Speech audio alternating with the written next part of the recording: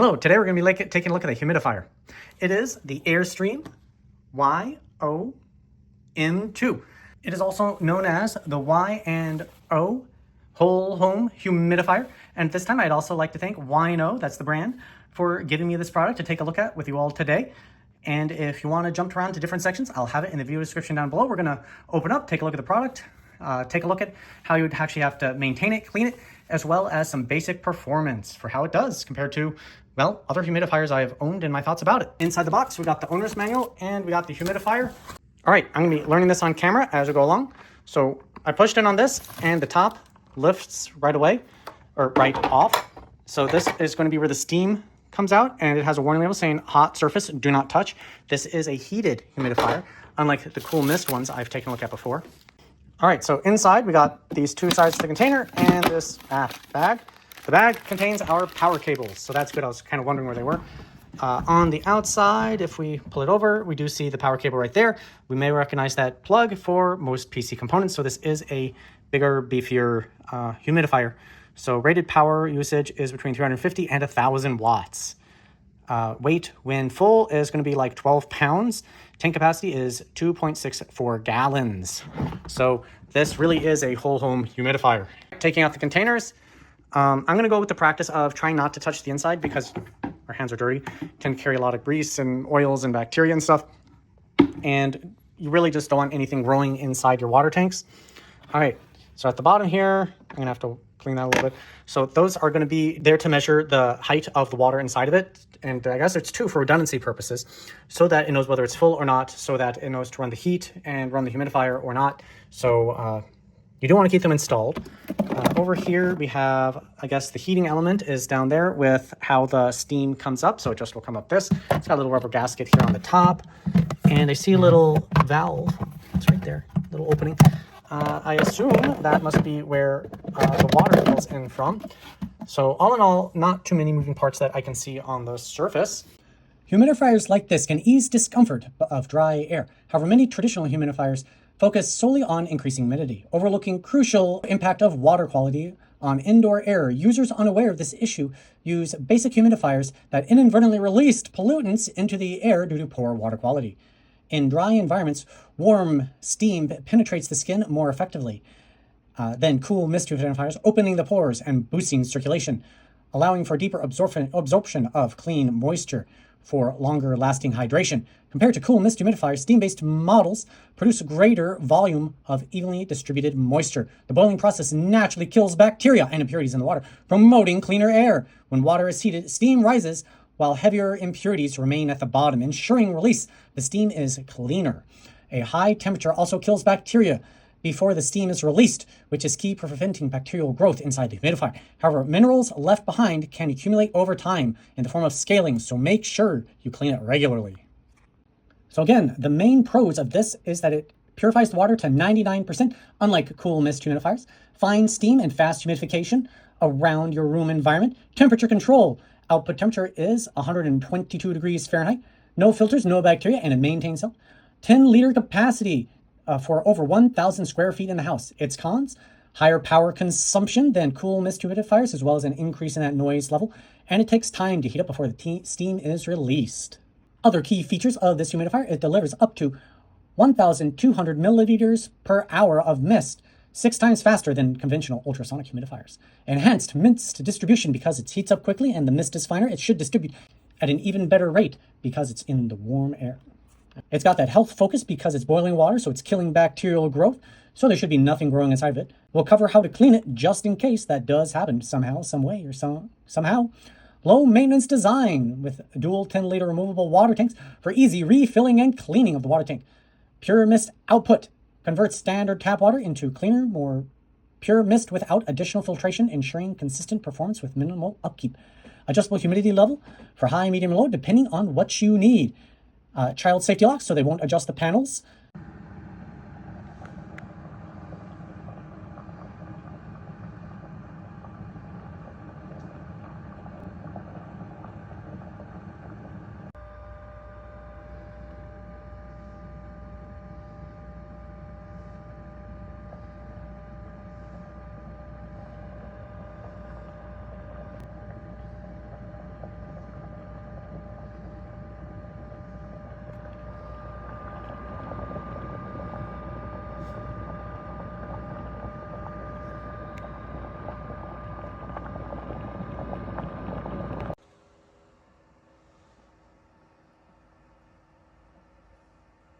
is substantially quieter. I have it running at full bore, and it does have a heated bass function. It's not heated like this, but it does make the mist warm up.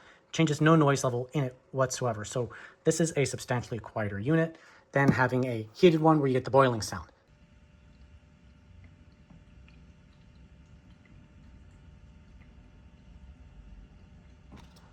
So pretty clearly, this one from Drio is also very quiet. Basically, both of these cool mist ones are substantially quieter than a boiling one.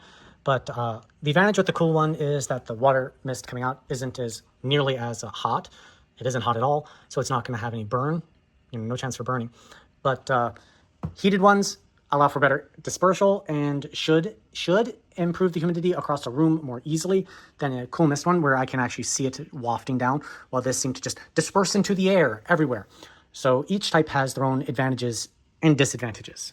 It is plugged in. Now, the steam coming out the top is a little bit hard to see. We just talked about the specs and information. Again, it's supposed to be able to handle 1,000 square feet. So literally whole home, assuming that it's running at like maximum power. But let's take a look at the front panel here, and then we're going to talk about what it looks on the inside and kind of visually seeing how it works. So for small children, you can lock this. Now, I have it on the floor. Unless you have a really shag carpet, the air intake is right here. So it should be fine, even on pretty shaggy carpet. But you do want to keep in mind to keep this front area clear. Obviously, this is putting out hot mist, steam, whatever you want to call it. There's a warning label right there. So if you got small children, this probably shouldn't be on the floor. I mean, I can put my hand over top of it. It's not too bad, but the closer your hand gets, the warmer it's going to feel. In terms of how high above it do I really feel, the hot air? Well, I'm maybe a foot off of it, and I start to feel it like slow down. So because this is putting out hot mist, steam, that it's going to actually disperse into the air kind of like a bit better than a cool mist because it's heated. So it's going to travel farther with less fan pressure, air behind it, movement. But just in case you do have small kids, this is, a kid could grab it and really yank it over if they really tried. But you have to really push on it to get it to knock over. But there's a lock control right here on the top so that kids can't mess with it. And then you can set what percent you would like the humidity to go, or you can check just how hard you want it to go. And you can hear the boiling in the background. So however fast you have this going, it's going to be kind of how hard it's working to generate that steam. And of course, you can set a timer on it for 1, 2, or 4 hours. Personally, I'd probably just set it to either a percentage or whatever level you really want. Yeah, I put it on low and the bubbling sound is really reduced. I probably wouldn't use a timer setting because then 4 hours. Okay, you sleep for 8 hours, hopefully. That's not really long enough. But, it's there as a feature. And of course, the power button right there in the middle. And we got the humidity display. Assuming that it's relatively accurate, I'd have a way to test humidity at home. All right, now we're gonna do something that I would not recommend anybody do. So you open it up while it's on. So I do have it set on the lower level. Let's go ahead and make it do that. In my B-roll, there was steam coming through this and steam coming through that. The water inside is actually pretty warm. It condensed in there and I felt it. You can take out, these things, so you can actually refill it while it's on. But this next part is something that you should not do. All right, so you got the two little controls there. The water inside is actually pretty warm. It doesn't immediately burn. However, anything more than a couple seconds in there, you will feel really hot. And then when you lift this thing up, that's really warm. You can see the boiling underneath. I don't want to burn myself. So there we go, back in place. No burns. But yeah, I would not recommend doing that while it's on. The water in there does get warm, so obviously you don't want to stick your hand in there. Compared to my current working other two humidifiers, it is huge. Look how much bigger this thing is. Right now, that I wouldn't find this too noisy to sleep with. It's just a different style product than what's currently being advertised as the main thing is cool mist humidifiers. When I was a little kid, I had a heat humidifier like this when I was sick, and it seemed to work really well because the warm air helped soothe the sinuses and that kind of thing. In the wintertime, we use the cool mist ones in the kids' bedroom, and it seems to help with nosebleeds.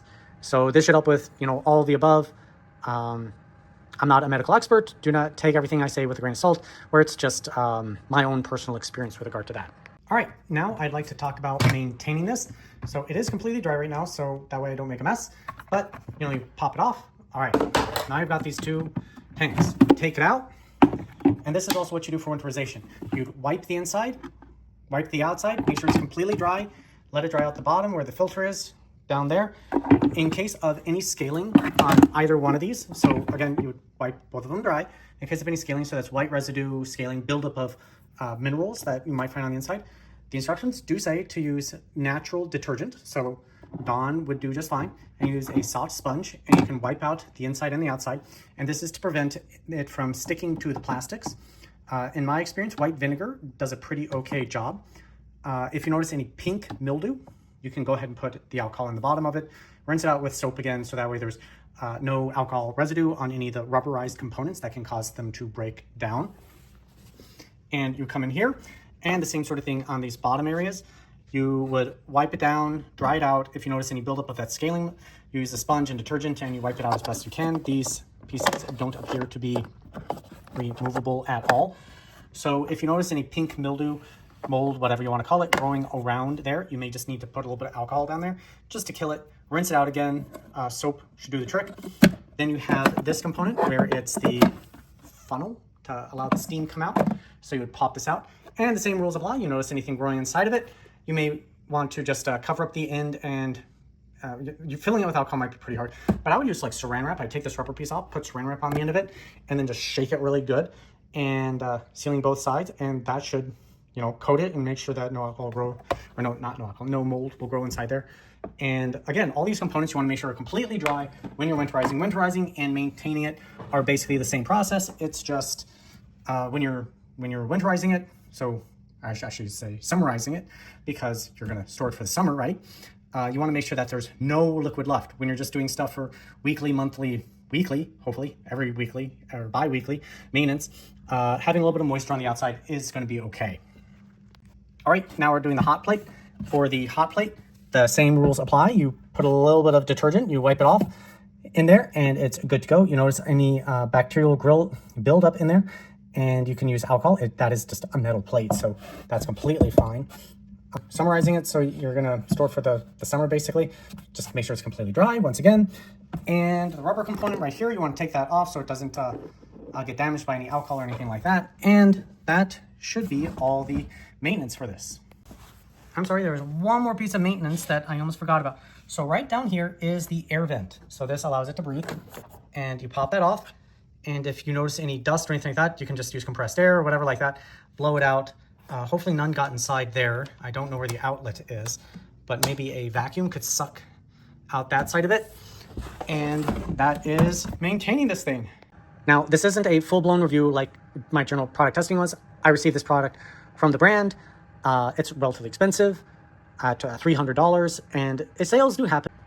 The product itself seems very well made. It has plenty of safety features in terms of multiple layers of protection to keep you away from heated things. Like the outside of this is not hot at all.